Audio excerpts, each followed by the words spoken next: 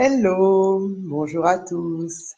Ravi de vous retrouver comme chaque mercredi. J'espère que vous allez tous bien, que vous avez passé une très belle semaine et fait de très belles affaires. Bien sûr, aujourd'hui, je vais vous parler d'un changement d'approche, d'un changement d'angle de vue.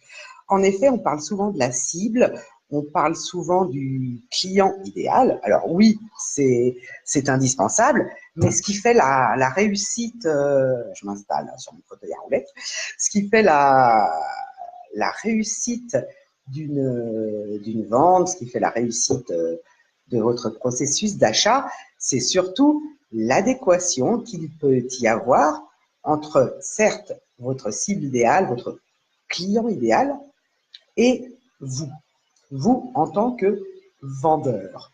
Alors, je sais que c'est un mot terrible parce que beaucoup d'entre vous n'aiment pas vendre, n'aiment pas se vendre. Beaucoup d'entre vous se disent qu'ils ne savent pas vendre, que ce n'est pas leur tasse de thé, qu'ils n'ont pas envie de le faire. Mais ce que je vous propose aujourd'hui, c'est qu'on détaille un petit peu les 5 types de vendeurs. Et vous allez très vite comprendre pourquoi. Parce qu'on a, à titre professionnel et même à titre personnel, on a tous toujours quelque chose à vendre, qu'on s'en rende compte ou pas, c'est-à-dire de manière directe ou indirecte. Notre vie est faite de ventes déguisées ou non. Quand vous voulez emmener quelqu'un, par exemple, voir un film au cinéma, c'est pareil. Vous lui vendez le fait de venir avec vous au cinéma voir un film.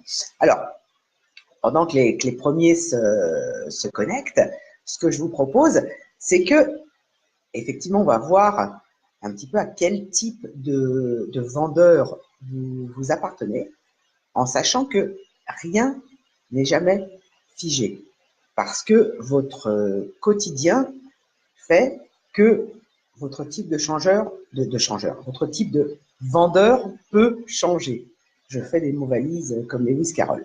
Bien, alors, pour catégoriser ces 5 types de vendeurs, il faut savoir qu'il y a 2 centres d'intérêt qui rentrent en ligne de compte. Ces 2 centres d'intérêt sont l'intérêt qu'on porte à notre client et l'intérêt qu'on porte à nos ventes, à l'acte d'achat. Alors, il y a 5 grandes catégories. Je vais commencer par les moins bons, on va dire les moins performants, pour monter crescendo jusqu'au plus performant. Alors, le tout premier type de vendeur qu'on rencontre, qu'on peut rencontrer, ou qu'on peut être. Hello, hello Carole. Je n'ai pas mis mes lunettes, mais ça va, je te vois à peu près. Le tout premier type de vendeur qu'on peut devenir nous-mêmes ou qu'on peut être à un certain moment de notre vie professionnelle, c'est le vendeur indifférent. Je vais reprendre mes 2 critères, l'intérêt porté au client et l'intérêt porté à la vente. Alors, le vendeur indifférent, c'est qui? Il fait quoi? Il se comporte comment? Le vendeur indifférent, en fait, n'a que peu d'intérêt pour son client et n'a même que peu d'intérêt pour l'achat, pour l'acte d'achat, pour la vente qu'il va faire. En fait, ce vendeur indifférent, il porte bien son nom, vous allez le comprendre, il propose un produit ou il propose un service ou il pose un produit devant son prospect pour le transformer en client, mais quelque part, il attend que la vente se fasse toute seule. C'est pas que ça ne l'intéresse pas au sens premier du terme, mais c'est qu'il fait son job par ce qu'il doit le faire, en fait. Il n'y a pas de conviction, il n'y a pas d'empathie, il n'y a pas de vraie proposition de valeur. Advienne que pourra. Oui, il est là et il fait le job. Ça pourrait être, par exemple, un stagiaire pendant les vacances qui s'est fait embaucher et qui Bon, il sait que ça va lui rapporter son salaire à la fin du mois, mais quelque part, il s'en fiche. Qu'il fasse des ventes ou qu'il n'en fasse pas, ça ne changera pas sa vie quelque part. Alors souvent, on peut trouver ce profil chez les commerciaux, qui n'ont pas d'intérêt propre envers leurs produits, qui n'ont pas trouvé le côté qualitatif, ou alors ceux qui n'ont pas d'intérêt parce qu'ils ne sont pas commissionnés. Donc, c'est vraiment de l'indifférence à l'état pur. Alors, je ne dis pas qu'ils ne feront jamais de vente, parce que l'indifférence est une des impulsions majeures qui permet aussi l'acte d'achat de temps en temps. Mais là, ce vendeur indifférent, même s'il fait une vente, ça ne changera pas la face des choses. Et ça peut nous arriver le jour où on est lassé, le jour où on est fatigué, le jour où on se dit après tout ça pour ça. Bon, vous l'avez bien compris, c'est pas un vendeur cher à mon cœur. Ce n'est pas, à mon sens, le vendeur qu'on doit rester pour réussir à se développer commercialement parlant. La deuxième sorte de vendeur, le deuxième type de vendeur qu'on peut rencontrer, c'est le vendeur agressif. On en a tous déjà croisé, que ce soit un vendeur sédentaire dans un commerce, que ce soit un vendeur qui vient nous démarcher, qui fait du porte-à-porte. Alors, ses caractéristiques à lui, c'est quoi? Alors, le client ne l'intéresse, mais pas du tout. Il n'a aucun intérêt pour le client, il s'en fiche du client. En revanche, lui a beaucoup d'intérêt pour le fait de vendre. Il veut vendre. Et son comportement, d'ailleurs, s'en ressent. Il prend le contrôle quelque part sur le client, il veut le prendre en main, il veut lui mettre la pression pour que le client achète. Vous savez, on a tous l'image, même si je l'en ai rarement croisé, du démarcheur qui vient vous vendre un aspirateur chez vous et vous voulez refermer la porte et là, il met le pied dans la porte. Il insiste, c'est désagréable à souhait. Alors ça, à mon sens, j'espère que vous ne deviendrez jamais comme ça. Pour moi, c'est rédhibitoire. C'est tout à fait insupportable, même si son produit ou son service m'intéresse.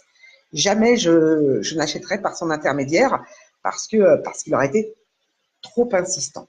Et c'est très désagréable parce qu'on ressent quelque part qu'il s'en fiche de nous. Next. Le troisième type de vendeur qu'on peut être amené à rencontrer ou à devenir, parce que ça peut arriver encore une fois aussi, c'est le vendeur que j'appellerais routinier. Alors, son intérêt est moyen pour le client, son intérêt est moyen pour l'acte de vente. En fait, chez lui, ce qui est terrible, c'est que tout est moyen, c'est mièvre, c'est médiocre. Vous savez, le côté où vous ne ressentez rien, en fait. C'est pas super agréable. Hein. Alors, oui, il n'est pas forcément mauvais dans ses techniques de vente parce qu'il les a acquises. Hein. Et il y a peut-être une forme de lassitude qui s'est instaurée aussi. Vous savez, Hegel l'a dit, Hegel avait dit un jour, rien de grand ne s'est fait sans passion. Par passion, vous pouvez également rajouter enthousiasme. Ce vendeur routinier, en fait, il a perdu sa flamme. Il a perdu le sens du service. Il a perdu le sens de l'excellence. Alors oui, il connaît les techniques de vente, les techniques éprouvées. Il sait quoi faire pour pousser son prospect à l'acte d'achat. Mais il sait que ça fonctionne. Mais il en a assez de toujours rabâcher les mêmes choses, de toujours sortir le même speech. Il en a assez. D'où cette routine qui s'est installée et il est lassé. Et donc, parce qu'il est lassé, il va renvoyer ce sentiment de lassitude à son interlocuteur aussi. Alors ça, c'est assez terrible en fait, hein, parce qu'il connaît, il sait tout ce qu'il faut faire pour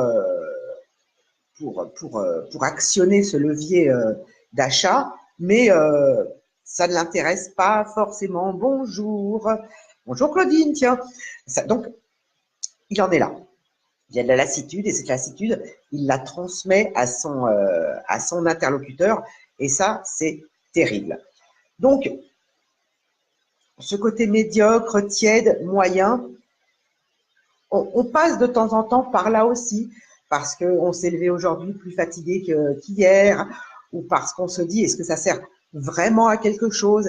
Est-ce que je remplis vraiment ma mission de vie? Est-ce que je suis sur le bon chemin? Est-ce que voilà, tout est lassitude, tout ça ensemble. Le quatrième type de vendeur dont je vais vous parler aujourd'hui, ça s'améliore un petit peu, c'est ce que j'appellerais le vendeur philanthrope. Alors lui, vous l'aurez très rapidement compris, dans mes 2 critères d'intérêt, il aime son client. C'est une bonne patte, il fait preuve d'énormément d'empathie, presque trop, mais j'y reviendrai par la suite. Donc il porte beaucoup d'intérêt à son client et du coup, beaucoup moins au fait de vendre.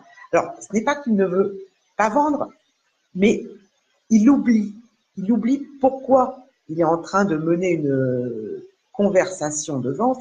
Il oublie que de conversation, il doit arriver à conversion. Donc, effectivement, c'est une bonne patte, on va dire. Il considère que le client est presque son ami. Ça s'assombrit parce que j'ai trop de soleil bientôt. Alors, je ne vais pas me plaindre. Hein. Alors, il oublie sa posture de professionnel, ce fameux vendeur philanthrope. Il considère donc son client presque comme un ami ou comme quelqu'un qu'il veut aider. Mais il oublie que le fait de lui vendre le bon produit ou le bon service, ça peut effectivement aider son interlocuteur, qui est en fait son prospect. Mais comme il a complètement occulté cette partie de relation professionnelle, cette partie de vente, il va peut-être faire une vente, bon an, mal an, parce qu'il est sympa, parce qu'il a été à l'écoute. Mais c'est l'émotion qui prend le pas sur le côté professionnel et en allant plus loin dans la vente d'un produit ou d'un service, ça va très probablement à terme lui porter préjudice.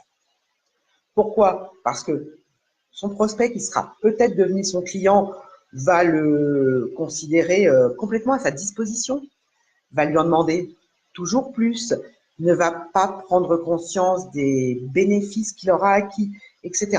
Donc, c'est une posture qu'on a de temps en temps quand l'émotionnel rentre trop en ligne de compte. On a tous déjà entendu cette expression « trop bon, trop con ». Je dis des gros mots, oups. Non mais c'est terrible. Mais à vouloir trop en faire, on ne rend service ni à soi-même, ni à son client, parce qu'on ne garde pas la distance nécessaire pour être à 2000% opérationnel. Voilà. Et enfin, je vais vous parler du cinquième type de client, celui, j'ai presque envie de dire, cher à mon cœur, qui est le client qui porte le vendeur qui porte de l'intérêt, bien entendu, à son client, mais qui porte également de l'intérêt à l'acte de vente et donc à l'acte d'achat que va faire son prospect pour devenir un client. Et pourquoi c'est un vendeur cher à mon cœur? Parce qu'il s'intéresse aux besoins, à la problématique de son client pour lui vendre le bon produit ou le bon service, mais il s'intéresse également à cet acte de vente, non pas parce qu'il veut vendre à tout prix et qu'il tuerait père et mère pour vendre, mais parce que pour lui, s'il vend le bon service ou le bon produit à son interlocuteur, celui-ci trouvera réellement les avantages, les bénéfices, obtiendra bien entendu les résultats attendus et tout ira pour le mieux. C'est souvent ce genre de vendeur qu'on va appeler un bon vendeur, même si c'est un terme que je n'aime pas trop moi non plus, mais je dis un bon vendeur par opposition au fucking vendeur. C'est assez terrible de dire ça. Celui qui tuerait père et mère pour faire une vente ou qui est prêt à promettre la lune et à répondre n'importe comment à une demande ou à vendre n'importe quel produit ou service, parce que lui, il vise le one-shot, il vise le bénéfice immédiat, mais son bénéfice à lui, la monnaie sonnante et trébuchante, sa commission, que sais-je encore, par opposition au bon vendeur qui place effectivement le conseil avant tout, qui veut réellement répondre à la problématique de son prospect, à la problématique de son futur client, la problématique qui fait que son prospect se trouve à un point A, il a un problème qu'il doit résoudre de manière urgente et qui relève de l'important pour lui, pour accéder à un point B, c'est-à-dire le résultat attendu. Et ça, ce bon vendeur, on va dire, s'informe réellement sur les besoins du client, creuse durant la phase de découverte, même pour lui vendre un produit à pas très cher. Alors, encore plus quand ça demande un investissement plus important, ou pour vendre un service qui est réellement en adéquation avec les attentes de son prospect.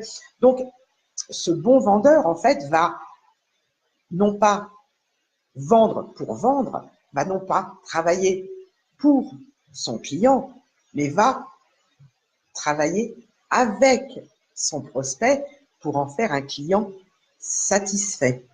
Et ça, c'est important. Il veut, en fait, au fond de lui, parce qu'il porte de l'intérêt à son client, que son client prenne la bonne décision d'achat. Il veut l'accompagner sur la route qui va le mener à l'atteinte de ses objectifs, à son succès. Si vous vendez un produit, je ne sais pas, vous avez besoin, vous êtes artisan, vous avez besoin, je ne connais rien en artisanat, en travaux, vous avez besoin de la bonne pioche, on va dire, pour faire le trou précis, adéquat. Donc, ce bon vendeur va s'atteler à comprendre réellement ce que veut faire son prospect de l'outil qu'il veut acheter pour lui proposer le meilleur outil pour réaliser sa tâche. Et d'un autre côté, si vous vendez du service, c'est exactement la même chose. Il n'est pas toujours bon de dire oui à tous les prospects que vous avez en face de vous. Si vous savez au fond de vous que votre solution, votre offre de valeur ne va pas correspondre précisément à la demande de votre interlocuteur, il ne faut jamais hésiter à lui dire non. C'est terrible, hein, mais non. Là, sincèrement, je ne pense pas que ce soit le bon service pour vous.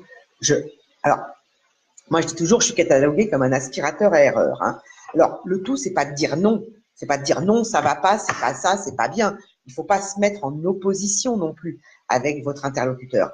Mais si vous trouvez que le service, le produit même qu'il veut acheter n'est pas bon pour lui, il faut lui dire pourquoi il n'est pas bon pour lui et surtout lui proposer autre chose qui, à votre sens, parce que là, c'est vous le professionnel, répondra mieux à ses attentes. Donc, ça, je le dis souvent, c'est le vendeur, le commercial, cher à mon cœur, parce qu'il y a cette notion de conseil réellement. Mais, encore une fois, on est amené, au cours de notre vie professionnelle, à pouvoir être l'un ou l'autre de ces types de vendeurs. Parce que, encore une fois, rien n'est figé dans le temps. Nous sommes des êtres humains avant tout. Et même si la machine humaine, l'être humain est une machine formidable, pleine de ressources. On a tous des jours où on est moins performant, où on est moins enclin à écouter la problématique des autres, où on s'est levé du pied gauche, comme on dit. Donc, la vie, c'est pas linéaire.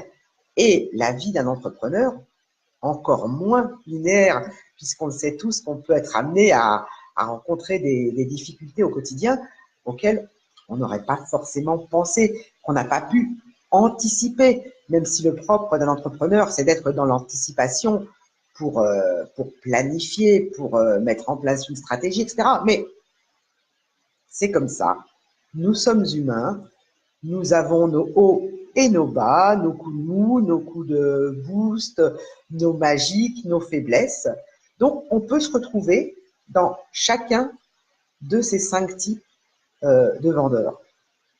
Alors oui, sur le coup, ça ne sera pas agréable pour notre interlocuteur, ni pour nous, mais le tout, c'est de ne pas rester, j'allais dire, en situation d'échec et de savoir rebondir, de se dire, OK, aujourd'hui, j'ai été tel type de vendeur, j'étais pas au top, demain sera meilleur, ça sera un autre jour.